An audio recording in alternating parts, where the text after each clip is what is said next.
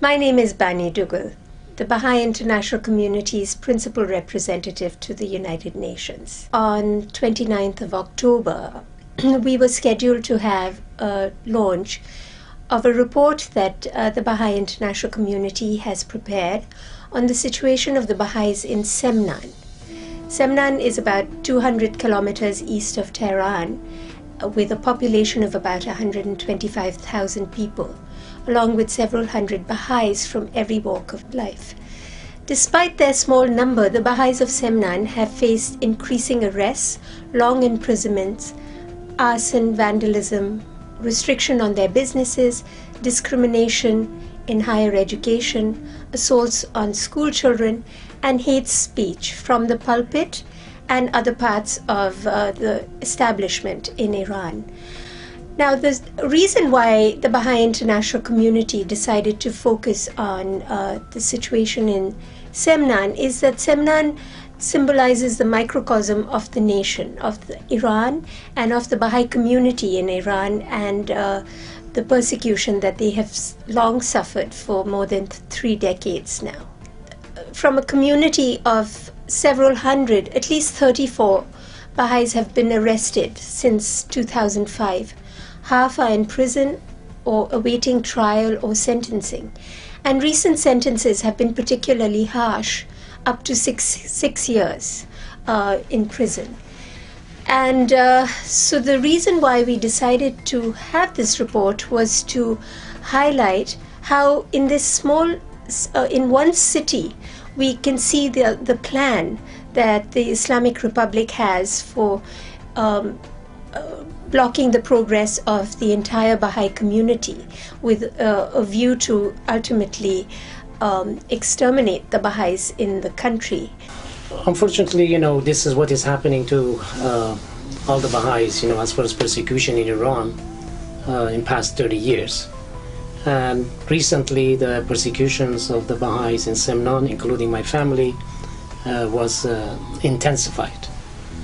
And those are the ones that Munir and I were here because we are worried about our family, and we wanted to share with you and to see we are concerned.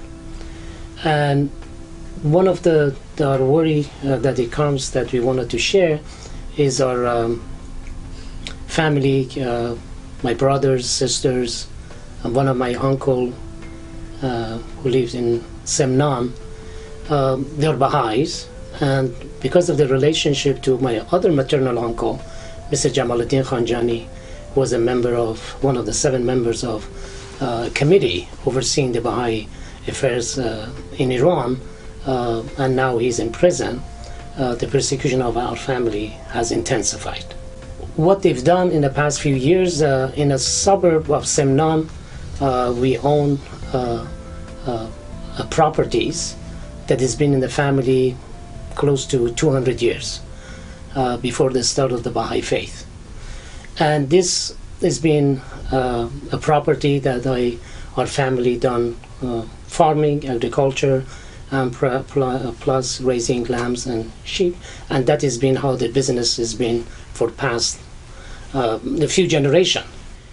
What has been happening, our family over close to 20 years ago, because they own a lot of them, they own a small piece of a parcel, they agreed to put all their parcel together and to form a corporation, agriculture, and basically cattle farms in a sense. So by doing that with their own money, without the help of governments, they put their money together and started this project. First they brought electricity to this property to do agriculture, and then they got the permission from the water authority of province of Semnan. They put in 2 wells to be used for irrigations, and then from the natural resource development of province of Semnan, they got the permission to build a kind of storage for water during the winter, so that water can be used for irrigation. Is this unusual? Is this a better than average development? If you see what I mean, or is this typical development? I mean, do you say this is more advanced development? Yeah, this was the only, as far as I know, my family say this is a unique project. I think my family pursued. I don't know another project similar like this in Semnan, but this was very unique. And as far as I know, at this point, this is one of the biggest orchard in province of Semnan with the state-of-the-art techniques they've been using, and they developed this project. One of a kind. Suddenly, starting 5 years ago, or close to 5 years ago, they started actually destruction of this project. Initially started by cutting off the electricity, and then now you say they. Who is they? I mean the government, without any justification, they started demolishing the water storage. It was demolished, and then that's what it started. This whole thing happened, and plus, without any explanation, the lease for that 30-year lease for the property that my uncle Najat Khanjani had, that was without any explanation, and that was taken away from that. From all this beautiful project you described, how much is functioning now? How destroyed how much destruction have they accomplished? Right now, the electricity has been cut off. The water storage has been over 60 million liter of water that was destroyed, and the lease for the property for taking care of the lamb and sheep, that's been taken away. And right now, the way it looks is at the verge of total destruction, because everything that you need to maintain these orchards and the agriculture has been taken away at this point. And how many people did this support? Like, how many people, because of this attack, have lost their income or their means of support? You see, this project has been one source of income for our family. As I said in the beginning, close to 70 people, they participated in this project. This kind of development was the livelihood of quite few members of the families, and plus quite a number of employees. They were working. So, as I said, close to 70 people participate in these projects. And they're all Baha'is? They're all Baha'is, yes. And are those 70 now without income, or mostly without income, doing other things? No, right now, all of them is one source of income they had has been cut off. And even in this case, there were some. I mean, they wanted to pursue other businesses, other work. Is very challenging, is very difficult in the province of Semnan. Some of the things that come out from these reports are the fact that it is really indiscriminately hitting at all the Baha'is who are in Semnan. And it is really a plan that is devised to completely force the Baha'is of Semnan to want to leave that town, and possibly to want to leave Iran, which we believe is one of the goals that the Iranian government is now trying to achieve. We just wanted to bring this one. I guess, Munir and I were here. It's not just our family who are suffering. It's not just our family who've been persecuted. There are more Baha'is, more Baha'i families in Semnan and other parts of Iran. They have the same stories and different type of persecution they're going through. From a student at a young age when he goes to primary school, secondary school, or the young individual when they want to attend universities deprived, or the business license in the different cities or different towns is been, without any reason, is been taken away, or the business has been shut down. So other cities, other places, and cemeteries being destroyed in other localities. I left Iran not because I wanted to leave Iran. I left Iran in terror and fear. And I didn't want to leave Iran because I love Iran and all the family and love, support, kindness, happiness that I knew was in Iran. So just it is very difficult to hear after so many years that we have been hoping and praying that things will settle, and that things have gotten worse even. So I left in a state of terror and not wanting to, and hoped and prayed that I would return to Iran soon, not 30 years later, sitting here talking about how worse things have gotten. So throughout Iran, the school authorities have frequently harassed, mistreated, or insulted Baha'i school children. In Semnan, the incidents include class lectures by clergy that denigrate the Baha'i faith, failure to register Baha'is for school, segregation of Baha'is from other students. And this sort of treatment of school children starts in kindergarten or even preschool and goes all the way up to high school, and then ultimately Baha'is are banned from university. So throughout Iran, Baha'i youth have been denied access to higher education, and in Semnan at least 5 Baha'is have been dismissed or expelled from universities.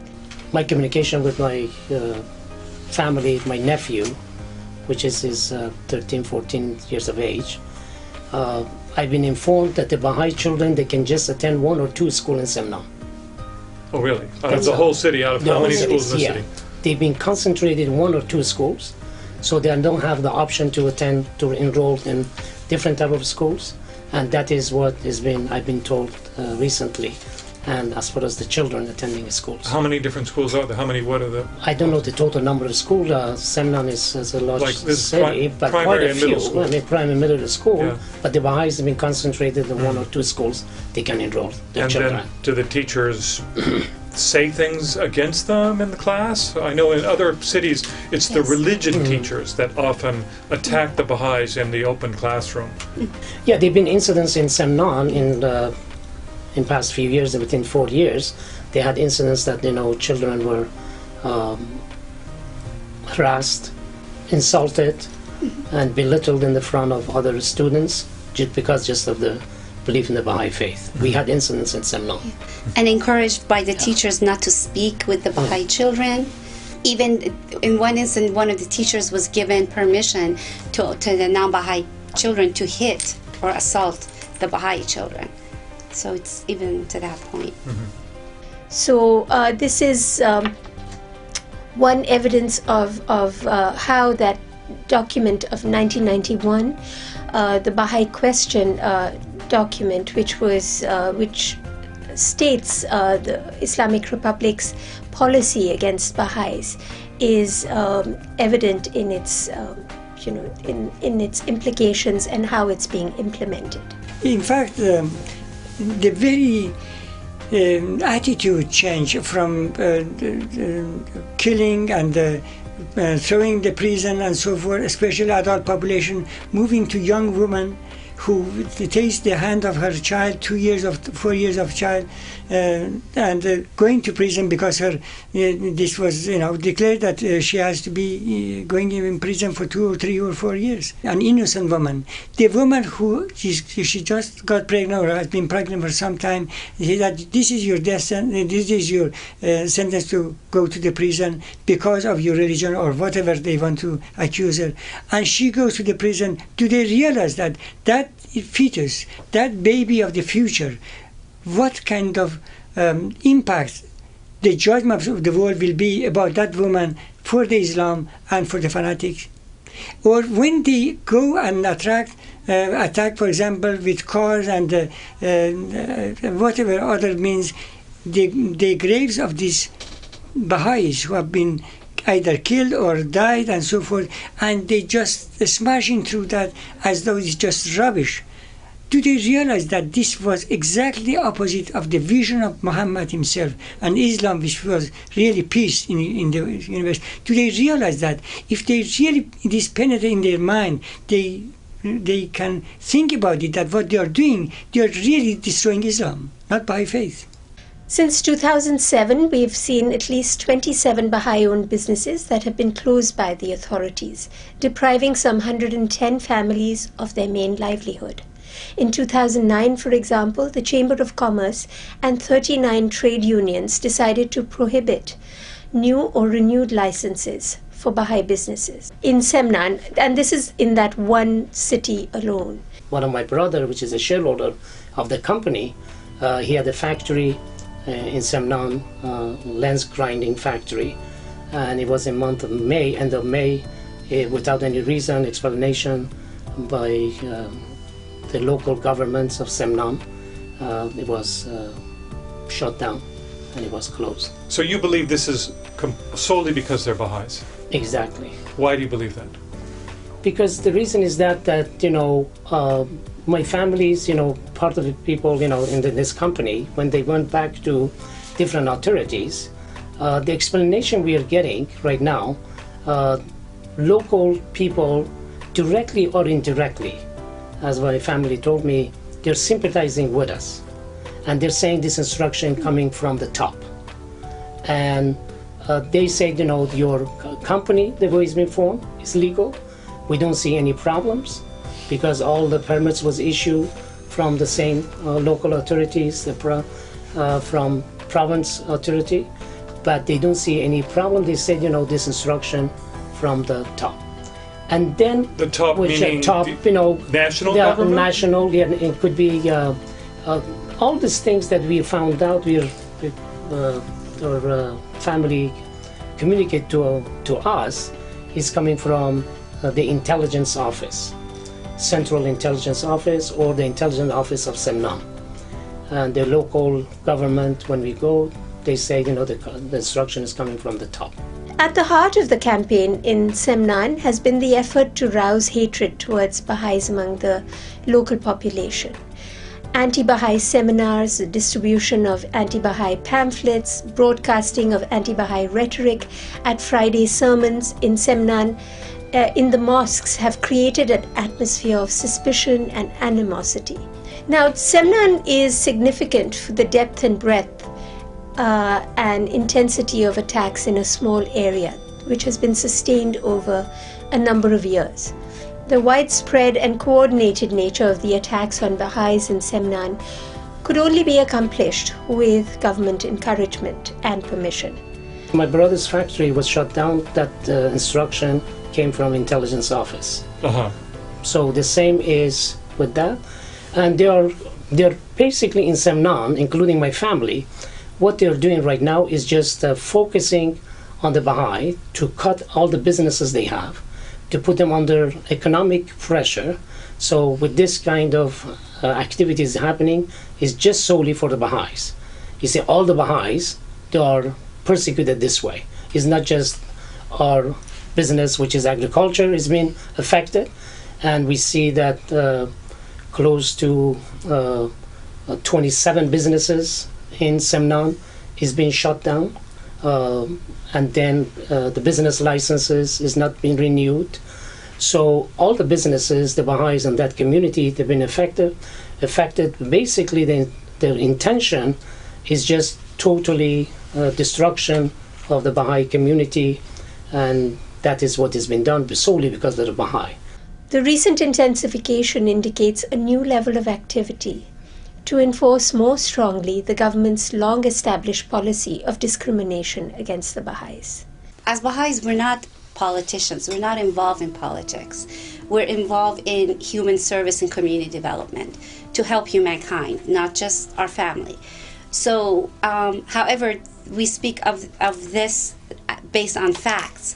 And it's very difficult for people who live in the West to understand what is going on in Iran and the oppression, and why is just a group of religious people are being persecuted. But again, just no support from the government, no arrest, no protection for citizens who are self-sufficient and not only are supporting themselves but are providing opportunities for the community. There's no support, but then there's destruction. Where else is it coming from? Why is there, in your view, happening this intensification in Semnan now? What is the government trying to do to the Baha'is there? In my point of view, because many of these Baha'is who moved from Sangsar to Semnan, who were already persecuted, and came and organized a community of people who were doing just service to humanity and like any other population, and in the same time nothing could break their faith and their determination and not giving up rather than recanting and so forth. This aggravated the clergies and the Muslim, some of the Muslim fanatics, that these people, if they set an example for the rest of the countries, the whole countries will be standing up with determination very strong. So in my feeling is that this was in a way to break down their confidence, their belief, their faith, and set an example for the rest of the countries. Of course, there have been a lot of atrocities and violence against the Baha'is and discriminations in every level, in Shiraz, in Tehran, in Isfahan, in many, many cities in the north. But this, to me, is a psychological approach to something that by killing they could not bring some results. Killing raised the voice of the world, the press all around the world, United Nations, Human Rights Commission. They felt that, well, that didn't work out. So in a very low key, they want to cut and to kill if it is possible. Why to the Baha'is of Semnan? Their resilience, their steadfastness has been exemplary. So much so the government is now alarmed that if this kind of resilience is going to continue, then the rest of the country is going to stand up and they will be in trouble. The situation, as I mentioned earlier, in Semnan offers a case study for how a government can systematically oppress a people, a religious minority, in all aspects, the economic, social, and educational aspects of their lives. It represents a microcosm of what is happening to Iranian Baha'is nationwide. And it is for that reason that the Baha'i international community decided to prepare this report. We have this launch now and this information being provided to you all online.